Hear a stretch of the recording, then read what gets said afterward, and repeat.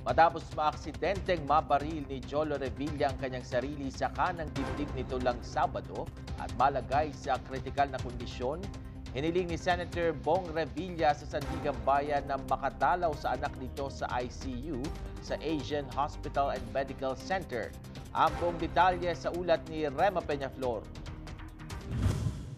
Hiniling ni Senator Bong Revilla sa Sandigan Bayan na makadalaw sa anak nitong si Cavite Vice Governor Jolo Revilla. Aksidente umanong nabaril ni Jolo ang sarili sa kanang dibdib habang naglilinis ng kanyang baril noong Sabado. 3 oras ang hinihiling ni Senator Bong Revilla mula sa Sandigan Bayan para madalaw ang kanyang anak na ngayon ay nasa Asian Hospital and Medical Center.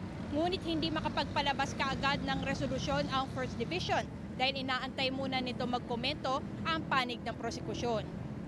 Binigyan ng isang araw ng First Division ng Sandigan Bayan ang prosekusyon na maglabas ng komento ukol dito at inutusan din ang kampo ng senador na isumite ang medical report ng vice-gobernador sa tanghali.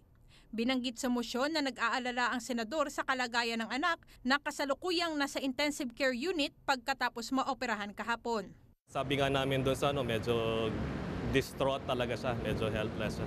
Kasi wala siyang magawa inside. Bilang kaibigan ni Senador Revilla, umaasa din si Senador Jinggoy Estrada na pagbibigyan ng korte na dalawin ni Senador Revilla ang anak. Sa kanyang pagpunta sa kanyang bail hearing, naikwento ni Senator Estrada ang reaksyon ng kanyang kaibigan noong marinig ang balita. Kapwa kinasuhan ng plunder sina Senador Estrada at Senador Revilla, kaugnay ng 10 billion peso pork barrel scam. I am appealing to the Sandigan Bayan to please allow him to visit his son. Well, of course, nagulat. No? He didn't expect that his son will nagagawa ng ganun yung kanyang anak. Ito po inyong kaibigan, Rema Peñaflor, para sa Newsnight.